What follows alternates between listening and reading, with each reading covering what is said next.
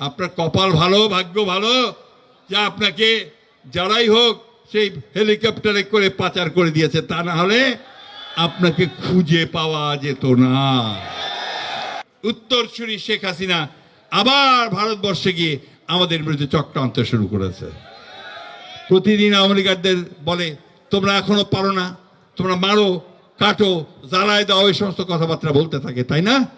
কয়েকদিন আগে আপনারা দেখেন নাকি ইউটিউব দেখেন না? আপনারা ইউটিউব দেখেন তো না? ফেসবুক দেখেন? আমি কিন্তু দেখি না, ওইটার মধ্যে অজস্র মিথ্যা থাকে। তারপর আমার একটা চোখে পড়ে গেল, কি ফ্যাসিস্ট হাসিনা কান্না করতে করতে বলতেছে যে আমার বাবার বাড়িটা যেটা আমরা আপনার 32 নম্বরে আমরা দিয়ে দিয়েছিলাম, সেটাকে জাদুঘর করেছিলাম, সেটাকে পর্যন্ত ধুলায় মিশিয়ে দেওয়া হলো। কেন? কি আমার অপরাধ? অপরাধ আপনি এটাই তো এখনো বুঝতে পারছেন না হাসিনা, আপনার কি অপরাধ? আপনি একটা জাতিকে ধ্বংস করবার চক্রান্ত করেছিলেন, আপনি একটা জাতির অধিকারকে ধ্বংস করেছেন, তার স্বাধীনতাকে ধ্বংস করবার চেষ্টা করেছেন, আপনি দেশকে বিক্রি করে দিয়েছেন অন্যদের কাছে, আমার ধর্মকে ধ্বংস করার চেষ্টা করেছেন, আমার কৃষ্টিকে ধ্বংস করবার চেষ্টা করেছেন, আমার ইতিহাসকে বিকৃত করেছেন, সব কিছু ধ্বংস করে দিয়েছেন আপনি। আপনি এখনো বুঝতে পারেন না যে আপনার কি অপরাধ। আপনার কপাল ভালো, ভাগ্য ভালো যে আপনাকে যারাই হোক সেই হেলিকপ্টারে করে পাচার করে দিয়েছে, তা না হলে আপনাকে খুঁজে পাওয়া যেত না।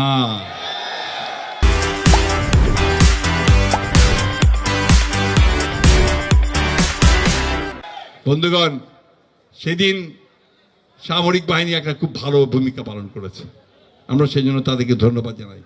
তারা পরিষ্কার করে হাসিনাকে বলে দিয়েছিল যে আপনার সামনে দুইটা অপশন আছে, দুইটা বিকল্প আছে, একটা হচ্ছে যে যান নিয়ে কেটে পারেন, আর তা নাহলে এই গণভবনের মধ্যে আপনাকে পাবলিক কি করবে আমরা বলতে পারবো না। সেদিন লাখো লাখো মানুষ যখন চতুর্দিক থেকে আপনার সেই গণভবনের দিকে ছুটে গিয়েছিল, তখন কিন্তু হাসিনা পালিয়ে তার জীবন রক্ষা করেছে। তার দলের দিকেও তাকায় নাই, দেশের দিকেও তাকায় নাই, মানুষের দিকেও তাকায় নাই।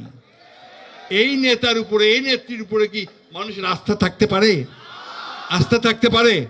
আর আমাদের নেত্রী দেশনেত্রী বেগম খালেদা জিয়া তিনি বারবার বলেছেন যে এই দেশ ছেড়ে আমি কোথাও যাব না, এবং যাবেন না বলেই তিনি 6 বছর কারাগারে কাটিয়েছেন। বন্ধুগণ, আমাদের প্রতিষ্ঠাতা, এই দেশের স্বাধীনতার ঘোষণা যিনি দিয়েছিলেন শহীদ প্রেসিডেন্ট জিয়াউর রহমান, ঠিক একইভাবে 1971 সালে যখন আওয়ামী লীগ পালিয়ে গিয়েছিল পাক হানাদার বাহিনীর আক্রমণে, তখন তিনিও পাকিস্তান হানাদার বাহিনীকে আত্মসমর্পণ করে জীবন বাঁচিয়েছিলেন। এই হচ্ছে ইতিহাস বন্ধুগণ, এটা বাস্তব, কেউ অস্বীকার করতে পারবেন না।